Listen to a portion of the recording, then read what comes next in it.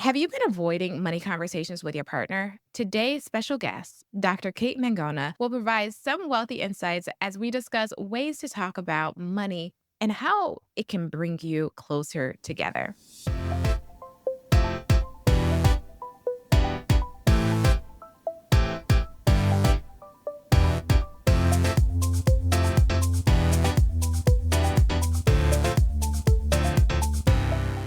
Hello, and welcome to the Wealth Minded MD podcast with your money best friends. I'm Dr. Brittne Halford. And I'm Dr. Lisha Taylor. And of course, we're here to help you build wealth and make good money decisions so that you can create the life that you desire with more control over your time. Hey, Lisha, one of the most important financial tasks we do as doctors is protect ourselves, which means getting the right insurance. I recall purchasing my insurance policy just a few days before I graduated from residency. What was your experience? So I got my insurance when I graduated from medical school right before I started residency. I actually called a few agents, but I had the best service from Pradeep Auto at PKA Insurance Group. He was super responsive and personable. Unlike some of the other agents, Pradeep actually got me quotes from all the major companies and actually took the time to explain the nuances in each of their policies. What I love most is that he wasn't just this way for me. Whenever I would send one of my friends to him, he would not only speak to them, but he'd also let them know where to go or who to contact if there were better options or discounts available. At PKA Insurance Group, Pradeep Auto and Matthew Peterson are independent brokers focusing on disability and life insurance. They excel in securing coverage for physicians and other medical professionals. Discounts on disability insurance can range from 10 to 40% depending on your situation. And there is now an A-plus rated carrier offering up to $10 million of life insurance without lapse. If you are very healthy with limited to no medical issues, approval is likely in 5 minutes. Reach out to PKA Insurance to discuss your disability or life insurance needs at www.pkainsurance.com or call 1-800-258-1018. Hey, money best friend, we want to hear from you. That's right. We need to know a little about you to improve this podcast and ensure we give you the best content possible. Are you a wealth-minded doctor like us navigating the challenges of money and medicine, or are you in a totally different field? Are you in your early 30s like me or a bit older like Brittne? Hey, I'm not that old. If you wouldn't mind, head over to the podcast show notes, click the link for the survey, and kindly fill out this super short 6-question survey. Based on your answers, we will tailor the podcast to fit your needs. Thanks in advance for filling it out, and don't forget to leave a review. We appreciate you. Lisha, so you know that we've just moved into our house. I've FaceTime with you. You've seen all the boxes, and it's been a very much organized or maybe not so organized chaos over here. And I know that you've just gotten back from Spain. So just tell us what's going on in your life, in your world today.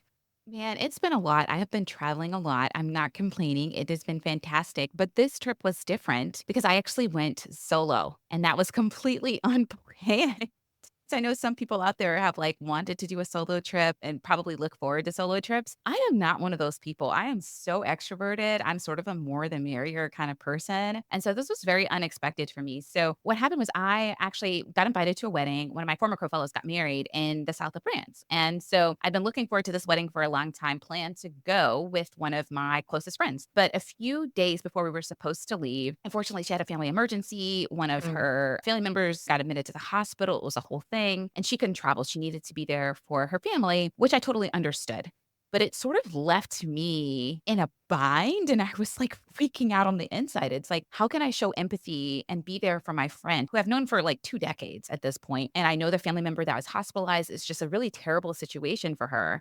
But at the same time, what about this trip that we had planned? It wasn't a vacation. If it was just a vacation, then I would have just rescheduled it. But I was invited to a wedding and I'd already told the people getting married that I was going to go. And so do I cancel and not go to the wedding last minute? Do I just go by myself? It was really oh my gosh, what do I do in this situation? Now the trip is going to be infinitely more expensive because I'm not splitting costs with someone. I do have tons of friends who would love to go to Europe with me. And now since I've gotten back, they're all mad that I didn't invite them. So I have tons of friends who would have gone, but it was just such short notice that I was I don't know if anybody, no matter how flexible your job is, can get 8 days off work with 3 days notice. That just seems crazy. So I was okay, I really want to show up to this wedding. And so I'm going to go by myself. And I was a little nervous about it, but Brittne, it was one of the best trips that I've had. No offense to my family, no offense to other friends that I've traveled with before, but man, it taught me so much and I had an incredible time. Like it taught me that I am an adult and I can travel by myself, number 1. Number 2, that I don't need other people to enjoy my Mm. life. I think that other people add joy and can make an experience better. But I think for so long, I was so dependent on other people for my joy. Like, I wouldn't go to the movies by myself if I didn't have anyone to go with me. I wouldn't go out to eat by myself if I didn't have someone to go with me. And I think over time, I've just created this dependency on other people. And as I've become an adult and as my friends' lives have gotten busier, sometimes they're not always able to join me. And so it's almost like I've inadvertently deprived myself of incredible experiences because I was so dependent on someone else. And now this trip taught me, hey, you don't have to be as dependent on other people. I got to do whatever I wanted. I enjoyed Madrid, Spain. I just thought about the things that I wanted to do. Go wine tasting. I went to like 4 wineries. Wanted to do a city tour. I did that and met incredible solo travelers along the way. I did like some rooftop bars, did like a sunset block party. I saw a flamenco show. I ate a bunch of Spanish food, had an incredible time at the wedding. Because I was by myself, I was forced to be even more extroverted at the wedding than I normally would have been and met some incredible people who helped me plan my next trip. Like, it's just, it was incredible. And now I'm like, maybe I should solo travel more often. So, what started off as like a, oh my gosh, I'm freaking out, ended up being one of the best learning experiences and trips that I'd ever had. Lisha, that is phenomenal. And as you're talking, a couple of things come to mind. One is that, sometimes when you're unpartnered or when you don't have kids, you always look and project like, oh, these are the things that I want. And sometimes we forget to relish the moment in which we are in because as I'm hearing you, and not to say I don't love my kids, people, or I don't love my husband, but the only time I do like solo things is when I go to a conference. And still, there is some restriction, not necessarily, but a little bit of like my own imposed guilt about engaging freely and maybe not going to all the conference activities because I've paid for the conference. And so the fact that you're able to travel, have new experiences, unencumbered and without anybody else's input, and you can just navigate the world freely sounds very, very, very attractive. I love that it taught you more about yourself. I think at each phase in our lives, we have so many external perceptions that get incorporated into how we perceive ourselves and how we navigate the world. And I think it's even a moment for all of us, even for me. Like I've been married for 9 years, love my husband, but maybe I could take a solo trip to just spend some time with me and to find a portion of myself that maybe I have forgotten and I need to reconnect with, or to find another portion of myself that's in the future that's going to bring my family along in the future. So I just really love that you are able to take lemons, turn them into some sweet lemonade and a liquor on the side and sweeten the deal even more. Yep, yep, yep. So it all worked out. Yeah, that's fantastic. Well, over here, Alicia, our closing date was moved and I had COVID and then I got my entire family sick. And so it's been complete opposite from traveling Sorry. Madrid. But even amidst the chaos, there's still so much to be grateful for. And I'm just very happy that things work out. And so if life is lifing on your end, whether, you had a trip that now you have to change how the trip is going to go, or that, other plans are not working out, I think this is just an example of how in the end, everything works out the way that it should. As physicians, one of the most important things that we can do is make sure that we secure our income because a lot of our financial plans are contingent on our high doctor income. One of the things that you will need to do is make sure that you get long-term disability insurance. Now, Pradeep and his team at PKA Insurance Group have a reputation for putting people over profits and always doing what's best. Do not hesitate to email PKA Insurance and his team today. They will help you get the insurance you need with the service you deserve. All right, and now we are going to head into our Wealthy Insight segment. In this episode, we have the lovely Kate Mangona from Love Lab Podcast. She is a certified Gottman marriage coach, but all the single people who are listening, she's going to have some advice for you too. So I want you to keep on listening. Kate, thank you so much for joining us today. Thanks so much for having me. I am so excited to be here. And I just want to clarify one thing because I know the whole Gottman thing is kind of confusing. So I am a Gottman leader. I did take a course with them, but I'm not certified through them. I am certified through the life coach school as a life coach. And then I'm also a marriage and intimacy coach. That is where I have kind of like blazed my trail. So I am so excited to be here and so excited to, Brittne, I've met you multiple times. You've been on my podcast, Dr. Lisha. You need to come on my podcast at some point. Even though I talk about marriage and couples, I also talk about dating. So excited about all of it. Well, okay. So I'm going to take you up on this because, Brittany and you and your like marriage, happy world bliss thing. Some of us who are not yet there could definitely use some tips and some tricks, especially from someone as renowned as yourself. So I am very happy to have you joining us here today. And I think before we get started, if you could maybe tell our audience like how you got started in this space and a little bit about you, because you are also a hotshot doctor. And so let the people know a little bit about you. Okay, so I've been a pediatric radiologist now. I mean, I've been in attending for 9 years, starting my 10th year soon. And then 4 years ago, when the pandemic happened, 2020, that's when I saw like relationships start falling apart, right? Everybody's world turned upside down. Nobody escaped from that, and mine included. My au pair wanted to leave. My husband and I decided to live separately because of the virus. He works with immunocompromised patients every day. And we also have asthma in our family. My husband saw death on his doorstep daily, especially with his line of work and just his medical history. Now, I work as a radiologist. So I did that. I chose radiology intentionally. I have a screen between me and the patient most of the time. There's sometimes I do procedures. I'll have to go do a barium enema or upper GI series. But for the most part, like I'm just an empath. So I feel emotions very, very strongly and deeply. And my husband's definitely more of the analytical spreadsheets guy. It's all about numbers and data. This happens a lot in relationship, right? Opposites attract. There's that magnetism, the poles attract. And we saw COVID very differently. And I was like, how would you do this? We just don't touch. And he was like, well, look at the numbers. This is what we need to do. And we're both physicians. And I understood, but we were living separately and it was very, very, very difficult for me. We saw each other on weekends and we would fight because I was so bitter, angry, resentful, all the things, frustrated, annoyed. And he was like, well, this is what the data says. And this is what the data hasn't said yet, or research hasn't shown yet. And so this is just how we need to live our lives. And I'm like, but what about all my emotions inside? So that's when I decided I was going to start hanging out with coaches. And I had a couple friends who were already in the coach world. Started hanging out with them, turned my whole life around, like my entire life around. I joined some coaching programs, had my husband join the coaching program, a women's physician's coaching program, because there were no men's coaching programs at this time. Jimmy Turner did not have his coaching program for men at that time. So it really just changed my whole perspective on life, on how I approached relationships, situations, how I saw brainstorm solutions to problems. And then I knew I had to become a life coach myself. And that's when I discovered my passion for relationship, for emotions, being a very emotional person and loving people and connecting on a deeper level. It just took off. I was like, this is what I'm called to do. I need to create a podcast called Medicine, Marriage, and Money so I can share all the relationship tips with every physician out there. And it turns out they help more than just physicians. But I'm like, I just need to go to all the power couples I know, or all the couples that I see are successful. Like they have jobs or, they've decided to travel or stay at home for a while, but they are successful in their own mind and they're happy. I'm going to interview them, get those secrets and gold nuggets, and share it. We're no longer going to keep this under wraps. And that's when I decided to start Medicine, Marriage, and Money, which then a couple of years later, I rebranded most recently to Love Lab MD. I love that. So this is really impressive. I am obviously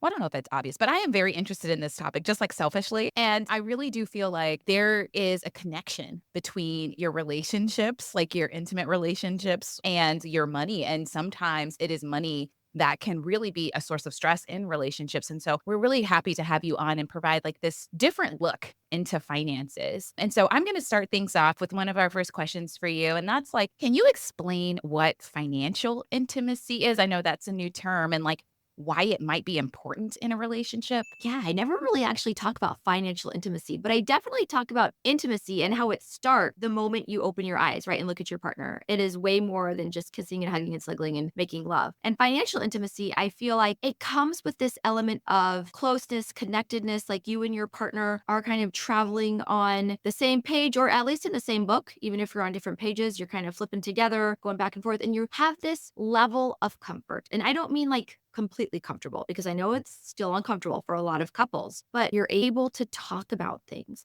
You're able to be vulnerable. I think when we talk about intimacy, the word vulnerable comes up. And especially with financial intimacy, like you have to be able to talk about things that may make your hair stand on end or may make you a little, that's not how I think we should be spending our money. Right? But be able to have that open, transparent dialogue so that it's just not something that's swept under the rug and then comes back as a volcano later on and just becomes something that you're just both resentful about. Awesome. I love that. I think that provides a really great opening to the next question of so financial intimacy is vulnerability, is being open and connected with our partners and allowing us to have this kind of transparency and exchange. I love the fact that you said not on the same page. Like you don't have to be in the same paragraph. Like we in the same book. We have the same goal and objective. The story is flowing here. How do couples start to have the conversations, especially when there are differences, as you mentioned, in background or beliefs? Where do we start? So I'm going to tell you how I started, how me and Victor started, because I think it's very individual and depends on the couple. I think it's important for everybody to name one person in their relationship the CFO,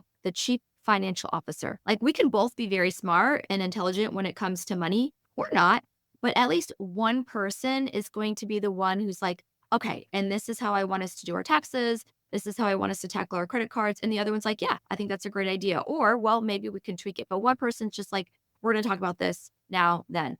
So that is Victor. He has had like a investor mindset his whole life. He grew up in a real estate family. His father was an accountant, his mother was a nurse, but they invested in real estate. They're an immigrant family and they knew if they ever wanted to retire comfortably, that was the way. That was like what wealthy people did, is they owned properties and they rented them out. So he grew up with that mindset. I was also very money conscious when I grew up. I was frugal, saved a lot of money. So neither of us were overspenders when we first met. Now, I had learned during residency to get my hair done at nice places. Like I had been encouraged by a couple of my friends, like, you can't just do your hair like that. Hey, you've got to use the right products. And that's why your hair is like straw right now and falling out. I'm like, oh, okay. So after we got married, the first time I went to go get my hair done, Victor nearly fainted. And he was like, I am not going to be able to see this on like as a credit card charge. Like we got to figure this out because we put all of our paychecks in the same pot. Okay. Now our paychecks go directly to our Vanguard investment account, not even to our checking account. So it like goes somewhere even a little bit more hidden. And then we pull it out to pay bills. But at that point,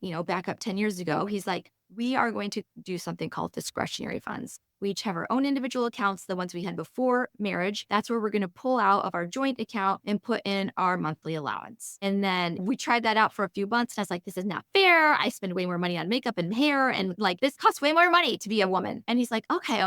You'll get a little bit more money every month. I was like, okay.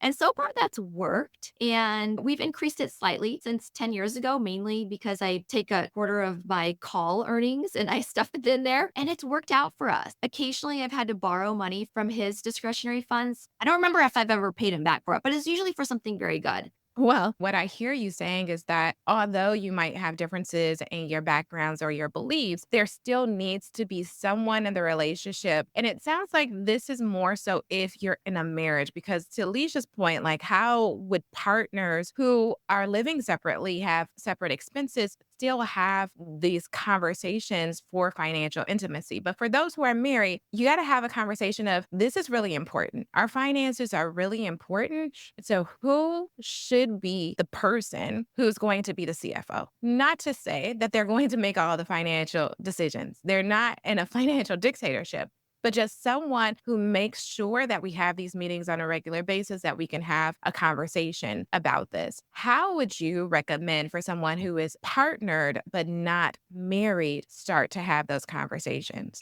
You know what? There's this great website called YNAB, and it has like 80 questions that you need to ask somebody when it comes to like finances, financial intimacy. And I think at least 20 of them are for when you're not married yet or when you're dating. Because if you don't start the conversation when you're dating, then it's just going to become more and more of kind of like one of the white elephants in the room. Like start it, be comfortable with it so that okay, this is how my partner thinks about money. Maybe ask them, like, what are your money beliefs? Maybe they don't know what that means. How does money make you feel? Like when I tell you how much I make, when you say how much you make, are you okay with that? Actually, several of my friends are the female physician breadwinners and their spouses don't make enough. Now, they're in the really, really strong marriages, the husbands are really confident in who they are and what they provide to the family, even though it's not like the main financial force. And then the relationships that fall apart tend to be the men who have like problem with not bringing more money. And I've even seen people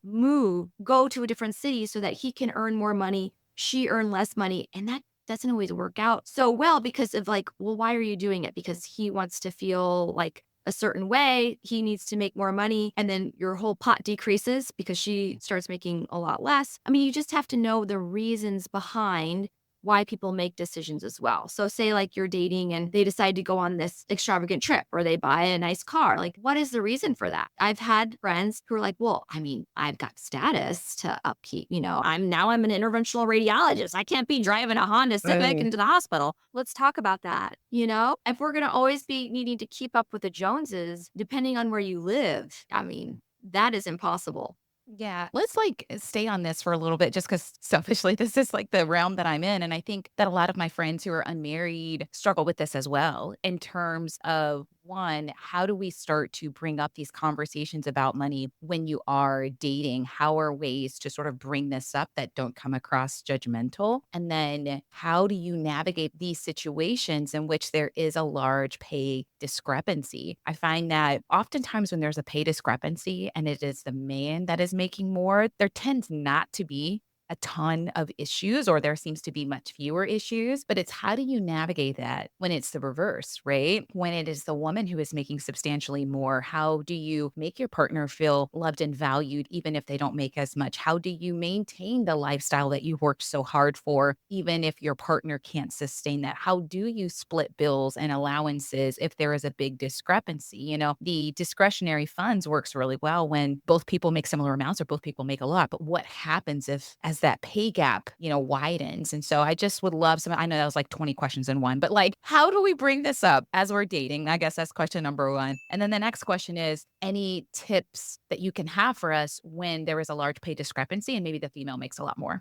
Okay, so how do you bring it up when you're dating? You know what? I've always recommended going on money dates in marriage, and you could definitely do the same thing when you're dating. I always say when you're dating, more of the times when you're going out, it depends on if you're like living together comfortably or if you are just meeting up, once a week. I think it depends on where you are in the dating journey, where you begin. But I would recommend going to places where other people are talking about money. Victor and I used to go to real estate meetups in our area, like associations, as like date nights. We would go and figure out how other people were investing our money. There are investment clubs. And all this stuff we started before the whole era of Zoom. You can do Zoom now, but I think it's so much more fun to just go to these things in person. You can go to like FinCon, financial conferences. You can listen to podcasts, suggest listening to podcasts together, reading the same books. I have one of my favorite power couples there. They read books like together when they go on trips, or they'll read it side by side and then they'll discuss. Or you could just go out to dinner and say, hey, I want to talk about this. Or ask, you could say, if it is really uncomfortable for the person you're with, just kind of gauge when is the right time? When do you think you'll be able to have a conversation? And what specifically do you want to have the conversation on? Is it how you invest your money, how you spend your money, how you save your money, or charity, like how you give your money? I just want to, figure out what you do, how you grew up. But I think listening is also a key here, and being non-judgmental. So being able to ask open-ended questions when they're ready. So not probably like 10 p.m. at night or not like 6 a.m. in the morning, unless that's when you're all fresh and ready to go. But asking and then just like listening without being critical, without being, well, this is what my family did. I think this is probably better. And without just that element of judgment. Because once you start being judgy or critical, then they're going to shut down. You're not going to want to talk about it again. So keeping that open. Yes. So if there's like a big discrepancy, especially if the woman makes more, how do you bring up these conversations about money? How do you split money, right? I think the discretionary funds or giving each other an allowance works really well. But even in your situation, Kate, you mentioned that like you and your husband were initially doing that. And then you realized, hey, I have higher expenses on my side by virtue of being a woman in uptake. And then you and your husband, it seems like, agreed, okay, that is, a discrepancy there.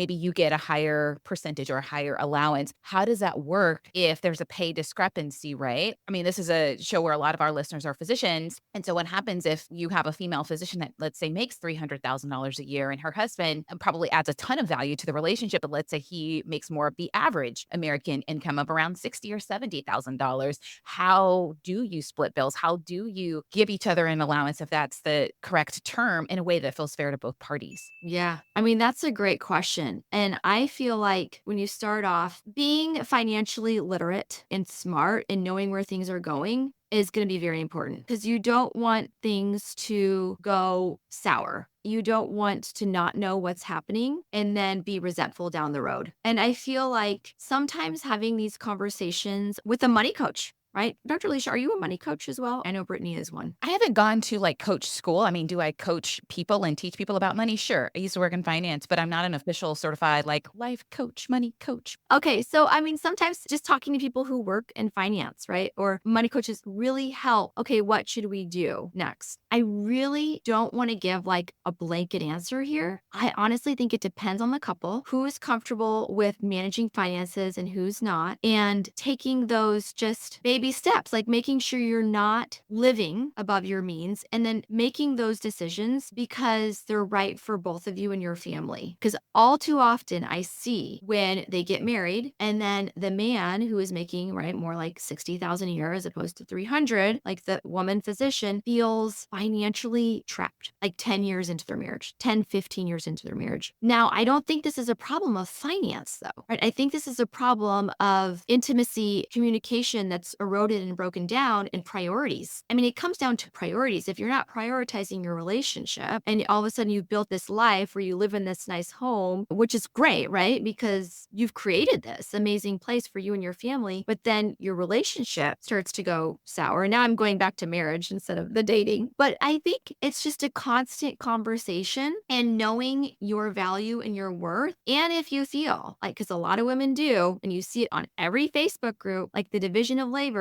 is super unbalanced. And even though I'm making more, I'm still doing all the cooking and the meal planning and the cleaning and the laundry. Like women, ladies, if you are listening, you have the power to choose. It's not like we have to stop going into this victim mentality and we have to choose when we're dating. And when I was first dating or when I was first married, like the first year of marriage, the hardest year of my life, I thought it was supposed to be like cooking and making sure everything was clean. Like for some reason, I just thought that's what I needed to do. And then a couple years into it, I realized, no, we can hire somebody to cook for us. And a lot of women, they think at the very beginning that everything needs to be divided. Like I'll meal plan a couple days a week and he needs to meal plan a couple days a week and I'll clean this and he needs to clean this. I'll pick up the kids this day. Like when you first start out, it's like, well, when you make everything even like that, one of my friends calls it tit for tat. Like when you're keeping track, then that also doesn't work out well because you have to be doing things because it's beneficial for the relationship. And you're like, I know what I bring to the table and I know what you bring to the table. I feel like I've gone on this tangent here. I hear what you're saying about understanding the value, that there's more than just a monetary value to what someone might offer a relationship or a partnership. And I think that that is going to be critical in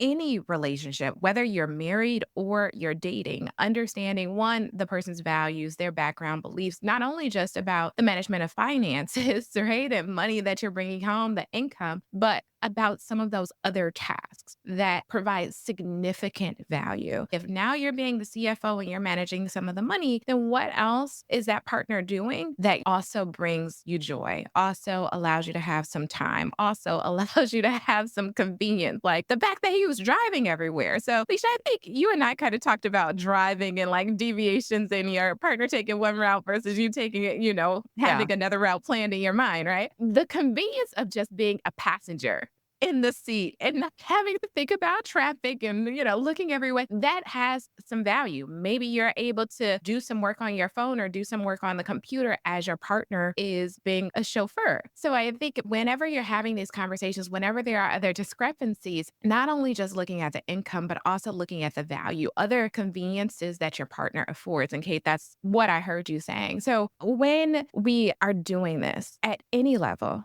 it requires building trust and transparency. And I think in a marriage, okay, you've been married for what, almost a decade, right? Yep. Yeah. Okay. And us for 9 years. And so there's a level of trust and transparency that we've built over these years of practice. But when you're just starting out, I can recall when I was first starting out, my husband did not have access to my bank account, right? So when you're first starting out, what would you recommend for someone who's dating to try to build transparency? And what role does transparency actually play in this financial intimacy piece? How can people foster that even in the beginning of their relationship? Or let's say that marriages sometimes have deviations and there have been a fracture of trust. Maybe the partner has been spending in a way that, doesn't align with their established previous beliefs, or maybe there's been other fractures of trust. How does a couple get themselves back on track? Yeah. And I love that, right? Like when you're first starting to figure out what your guys' money comfort level is or spending habits, investment habits, you have to just be observant. You can't ignore things. When you go visit their house or their apartment, what is it like? Are they spending more than they have? Are you comfortable with that? I'm going to give you an example. When Victor and I first met, we were both residents. Okay, so we were both making the same amount of money. We grew up thinking about money slightly differently, but he came over to my house, my apartment one time, and I lived in a 500 square foot apartment right next to the hospital. Because for me, being close to the hospital was top of my list. And then also, I could have been in this beautiful condo a couple miles away and spent like 4 times the money. But I chose this 500 square foot apartment. So he kind of already got the sense that I was frugal because he was just looking, right? And he came over to my apartment for the first time. He noticed I had like Ziploc bags turned upside down next to my sink drying out. He noticed this, right? So when you go over to the person's house you're dating, notice things. It doesn't even have to be a conversation. You just be like, okay, this is how they choose to spend their money. Am I okay with this? Do I need it? And I'm a huge advocate for this way in marriage and also in dating. Some things don't need a conversation. Sometimes you might be unhappy or angry or frustrated or annoyed with how your partner is spending their money or investing their money or not spending their money, that might not need to be a conversation. Your frustration and your annoyance might be something that you need to figure out and digest on your own before you have it. I always suggest before you have a conversation, especially about money, that you come to the table neutral or giving your partner an A plus, benefit of the doubt at the beginning. Never annoyed, frustrated, angry, because when you come to the table with those emotions, things are going to go sour. I think you can gain a lot from just observing, noticing already, and then figuring out, okay, how am I going to handle this? Now, if you're already deep in the relationship, how did you get this far? Like, can you give me an example, Lisha? I'm like just wondering about what do you see are the most common problems when people have money issues in their relationship? Like, where is it stemming from? So I can only speak from like my personal experience and like that of my friends. I am nosy at baseline, but usually only with people that I like have built some trust with. And, by virtue of being a female physician, I obviously have a lot of female physician friends. I think some of the things are, one, them being afraid to tell their partner how much debt they have, because for physicians, it is very common to have multiple six figures of student loan debt. And although that's something that physician to physician we understand, I think to the lay person, that can be very daunting. And so one, I think from my friend's perspective is how do I tell this person that I'm dating how much debt that I have because I'm afraid of what they might say. And some of that is student loan debt, but some of that also might be credit card debt, especially if they're a physician in training. So one is just like them feeling comfortable enough to truly be financially transparent with their partner. Another thing that I hear a lot is different financial priorities. Maybe they are with a partner who likes luxury and maybe spends more money than they would like to on certain areas versus maybe their financial priority is I want to pay off my debt first. I want to invest first. I want to save for a house first, right? And it's rectifying, okay, we have different financial priorities. We spend money in different ways. Is there a way for me to sort of get my partner to not spend money in that way or better understand how they spend money so I can be less annoyed? How can we get on the same page? So it's that financial vulnerability and transparency. How can we establish that? And then how do we rectify the fact that we spend money in different ways and have different financial priorities? Okay, so yeah, for that first one, right, being afraid to talk about debt, I feel like that's just like, yeah, again, as a physician with a lot of physician friends, that's pretty much normal. And I also don't consider that bad debt though. Like I consider, when you mentioned credit card debt, I mean, if it's like high interest rates, unless it's a zero interest down, okay, but when it comes to school debt, I guess I assume wrongly that everybody knows that a lot of physicians have this good debt that we're eventually going to pay back. That has given us so many opportunities that it creates so much value for us, right? So I feel like there's maybe shame too, if not the fear, like you said, in your friends. And it's like, well, what are they afraid of? They're afraid of being judged. They're afraid that their partner is gonna wanna leave them because they have this debt. But I mean, what about the opportunities that it's afforded them? Or now the income that they're able to make or the difference they're able to make in the world because of that debt? I look at that completely differently, and I think the people who are afraid to mention that to their partner need to start looking at their own beliefs about that debt before they start talking about it. Because I am happy to tell anybody, like me and my husband were $500,000 in debt when we got married. I love telling people that. I mean, I think that was just like amazing. And then how we were able to crawl out of that or climb, jump out of it. But what it did for us is give us this amazing opportunity to live in a fabulous city, work with amazing colleagues, make difference in all these children's lives.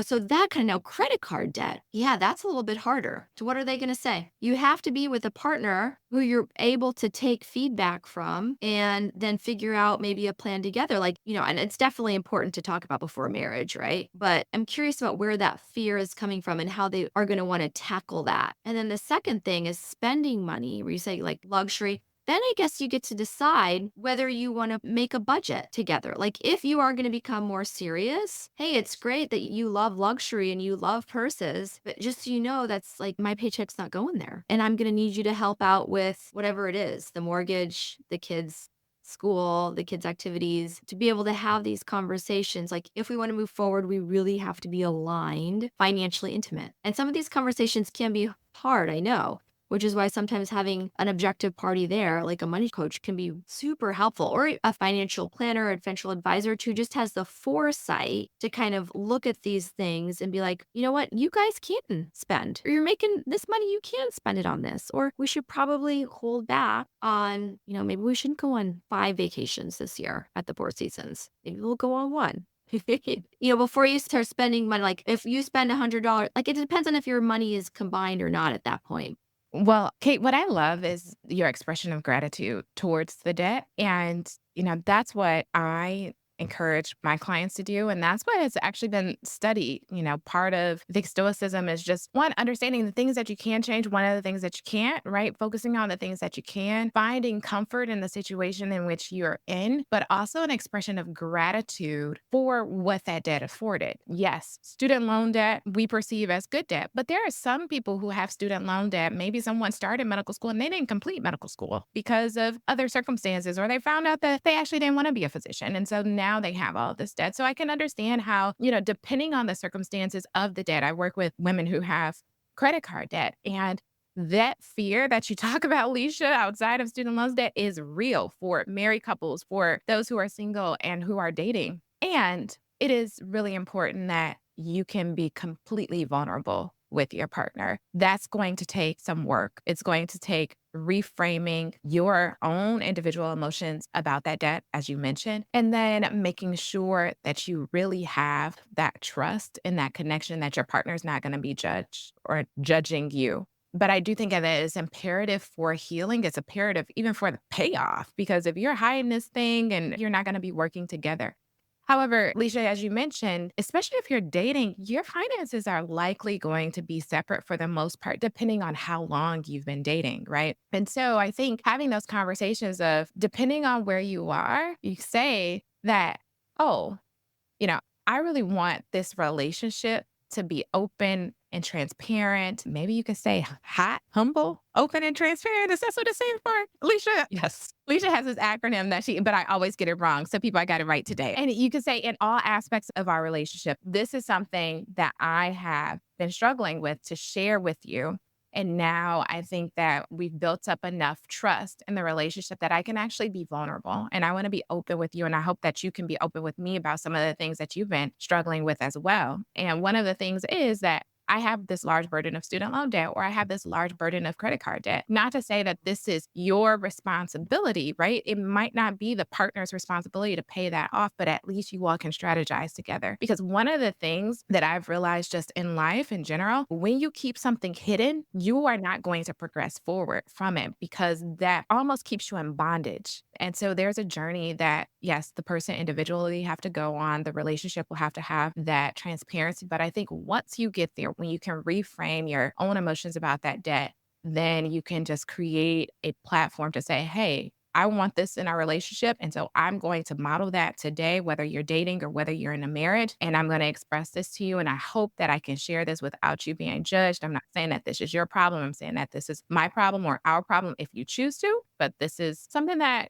I want to reveal. I love how you put that, Brittany. Like, just when you say you come to your partner and you tell them, or your whoever you're dating, this is my credit card debt. It's not like you're coming to tell them, like, to expect them to fix it, right? You can actually tell them, and maybe you can even, there's something called the SP ratio, the solution to problem ratio. I always say like 10-90. So 10% of the conversation is the problem, 90% of the conversation is the solution. So you come say, hey, got this credit card debt. This is why I'm in credit card debt. Okay. And this is what I plan to do about it. And come with some already things that you have brainstormed. And I welcome you if you have any advice too, right? Like, be that humble, open, and transparent. I love that. Hot dating relationship right there. No, that's great. Full disclosure, I did not make up that acronym. I actually heard it when I was listening to like a sermon once upon a time. So someone, happened to listen to the same sermon and heard the same thing. I did not make this up, just for transparency. Go ahead, Brittany. Oh my goodness. Okay. So what I heard you saying about like some practical strategies, whether you're dating or you've been married for years, is having these money dates, right? I'm going to say, Lisha, please share your experience because I know you've been dating, partnered for a period of time and, but do you have a money date? Like, what is an effective money date? Because sometimes I think my money date should go a certain way. And then it's like basketball is on, it's the playoffs. Like, clearly I picked the wrong date. What are your best strategies where someone can really have a money date that's structured, but allows some flexibility and also allow both partners, whether married or not, to be able to share freely? I definitely recommend making a time that's there's gonna be no basketball game, no other people to distract you when you actually like have to go through the numbers together. So what I will do is sometimes we'll hire a babysitter to come over, maybe before we go out to dinner, like they come over at 4 p.m. Maybe we were supposed to go out at 7 p.m. And we'll spend like 2 or 3 hours going through taxes. Like, sometimes we have to do that for a couple times a year for our real estate. And we have to go through all these receipts and like match up things. And I know it makes Victor super, super stressed out because he worries about it and he knows all the dates and I don't. Like, he completely takes care of our taxes. But sometimes I want to be like, hey, I'm here too. Like, I'm supportive. I'll sit at one computer, you sit at the others, and we'll go back and forth. So planning a dedicated time, have childcare, or just be like, if you don't have children, like, this is going to be the time. We're going to do this for a couple hours before we go on our date night. That is like to get numbers, like maybe to look at numbers and to do those types of things. Other types of money dates, like talk about maybe when you want to envision, hey, I want to figure out if we do get married, how much do you think we should put into our charity bucket and our vacation bucket and our luxury item bucket? Maybe that could be something different. You could take some spreadsheets and go to the spa, go to dinner and do that. Or you want to do it in your house, but like be able to, hey, I want to tackle this one thing and not get all crazy and want to do everything at one time. It can be very helpful for you to do this like once a month. Okay, I want to tackle this topic this month or every other week, depending on what you guys want to do. And figuring out if you get fatigued after 2 hours or 3 hours, just know, okay, this is enough. And then we can take a break. Or I can keep going and I'm going on the taxes over here and you go take your walk around. I mean, you just have to be open and play with it and experiment. I'm always about experimenting. And then the other thing is when you're wanting to learn, because I feel like a lot of financial intimacy and literacy is not just doing it, right? Creating the budget, creating your buckets, investing. It's also learning. It's continuous financial growth. So I know I said this in the beginning. If you go places together where other people are talking about money, if you have a money nerd friend group, right? You've got your investment group, your real estate, like when you go to those conferences, and now there's like 1,000 physician conferences on finance and real estate and all this kind of stuff, you can go and surround yourself with people who love to talk about it. And so this brings so much value to your relationship, especially the financial part. Listening to podcasts like this together and being able to just take one or two things like, hey, you know what?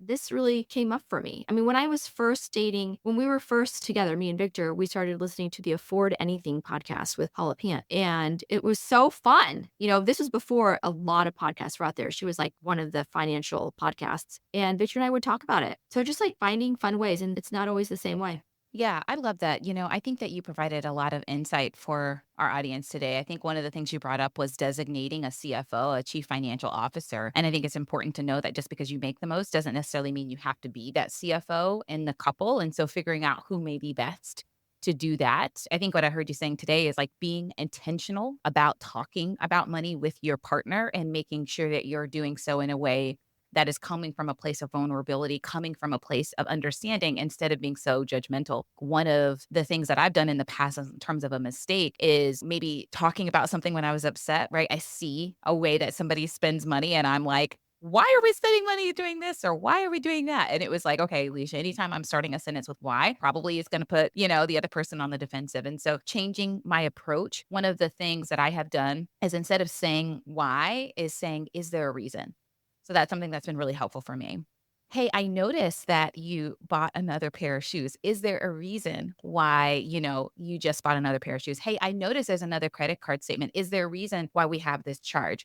I noticed that we have less money in our bank account than we had before. Is there a reason for the increased expenditure this month? And when I'm coming from a place of like, I'm just trying to understand, it makes the person not feel as defensive and really explain their self in a better way. And then oftentimes I realize that once I understand the reasoning, then I may be like, okay, I don't understand or I don't agree with the solution. I don't agree with your approach, but I can understand how you got there. And maybe in the future, we could approach it like this. Or what do you think about us doing this next time? Or hey, is there any way that next time this happens, you could maybe talk to me about it first? Hey, I know that you work really hard and you want to spend your money in a certain way, but can we agree that maybe purchases over X amount you discuss with me first? I just want to feel included in the relationship. I think these kinds of things have really helped me out when, I've been dating long term, when I've been partnered, when I've been single, when I'm dating again. These things have been really helpful for me. I'm obviously not married. And so, that approach may change when I'm married, but I feel like it's been working really well for me personally in the dating world. And so thank you again for being here. I just wanted to know, Kate, is there one piece of advice that you would give to couples striving to improve their financial intimacy? I would say work on showing up with love. I didn't really talk about that. I talked showing up with not anger and annoyance and frustration, but actually just showing up with love and knowing that you are the person you would want to marry, right? And so being very, very comfortable with who you are, how you spend your money, how you invest your money. If you can be that, you tend to attract people who are also showing up with love.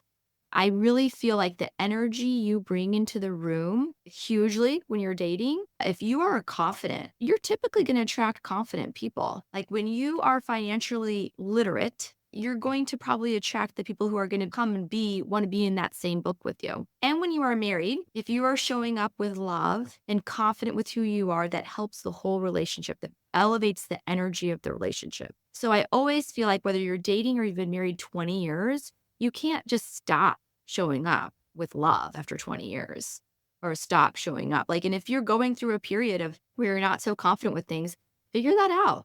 Figure that out internally. What do you need to do to go on that journey where you kind of get back up to that higher energy vibration? So show up with love. We are talking about financial intimacy, but at the end of the day, right, if we are not connected with that deep friendship, love, then the finances don't matter. Oh my gosh, Kate, I love that last piece of advice. Showing up with love is so critical at every single stage. And you're right. The money doesn't matter if you don't have the love and the connection, because ultimately that's what's going to help you to foster and grow more with your money. Well, this has been a great reminder of me, many things for me in my own marriage and relationship. I've definitely learned a lot of some things that I can implement, and I hope our listeners have as well. Please let everyone know, where can they find you, what your podcast is, all of your handles, all of the things. Well, visit me on Instagram, Kate Mangona MD. Listen to my podcast, Love Lab MD. Those are the main two things I'm going to say. Go do subscribe on Apple Podcasts, YouTube, Love MD on YouTube, and follow me on Instagram, Kate Mangona MD. And just as a little plug here on Instagram, Kate shares what she's doing with her 3 adorable girls. So if nothing else, if you just want to see her mastering this mommy game and seeing some cute little girls, please, please, please follow her on Instagram. Well, Kate, it has been such a pleasure. We thank you so much. And we look forward to connecting with you again in the future. Thanks so much. It's been such an honor to be here, Dr. Lisha, Dr. Brittne. All right. So that interview was fantastic, Brittne. I don't know about you, but I definitely learned a lot. And I think it reminded me of different ways to approach finances and different ways that I've been able to do that throughout the various stages of my life. When I was in a long-term relationship, when I was partnered, now that I am dating again, it's just really sort of interesting. And also to hear how you and Kate navigate things being married and how, you really have to approach these situations with your partner come from a place of vulnerability and understanding, but also being really intentional. And so I thought that was great. But now we're going to head into our next segment, which is our fun money segment. All right, Brittne, what's something fun that you are doing with your money? Well, I am purchasing flights to a conference. So, you talk about your solo travel. This is kind of the time that I get to do solo travel. And I'm just trying to figure out how long I should actually stay, what types of things that I want to do. I have a few friends. So the conference is the Black Health Connect conference, and I'll be sitting on as a panelist on their session called Financially Lit. So I'm very excited to be able to share my experience, insights with everyone there. And there's some great people who will be presenting at the conference. So part of me doesn't want to extend the stay too long because I know my husband is going to be here with the kids and doing all the things by himself, unless I find family in. But then there's this other part of me that's like, oh, all of these great people are going to be here. I want to connect. I want to go out and, enjoy the time. So that's what I'm doing. Fun with money is buying some flights, paying for hotels, and just figuring out who I want to connect with while I am in DC. What about you? What are you doing?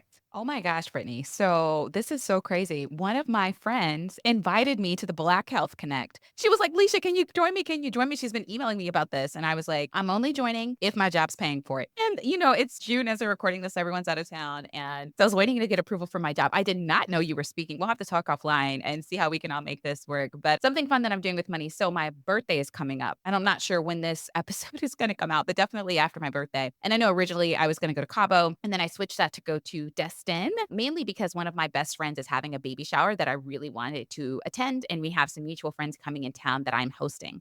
And so one of the things fun that I'm doing with money is going to Destin for a couple days. Got a swanky hotel on the beach with one of my friends. So the friend who actually couldn't join me in Spain, she is joining me on this. And so we are sort of doing a mini makeup trip along with some other ones. This is the first of that. And so we're going to go to Destin. We are from Pensacola originally. So we both grew up in Pensacola, Florida. So that's Northwest Florida. And so we've gone to the Pensacola beach a ton of times because it's in our hometown, but Destin's only about 45 minutes away from there. So we're going to do a quick little trip there, have some fun. And then I'm going to get my butt back to Atlanta so that I can host some of my mutual friends and go to my friend's baby shower and have a fun birthday weekend here in the A. So those are some fun things that I'm doing with my money. Yay, yay. All right. We really hope that you enjoyed listening to this podcast, that you got some things that you can implement in your own relationship, or maybe even if you're unpartnered and you're just trying to figure things out, reconcile your emotions with your own finances, then know that it starts with you and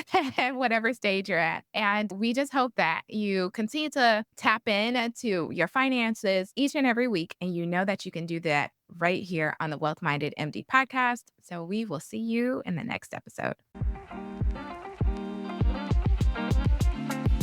Hello, and thank you for listening to our podcast. And because of that, we have something for you, our Wealthy Mind Starter Kit.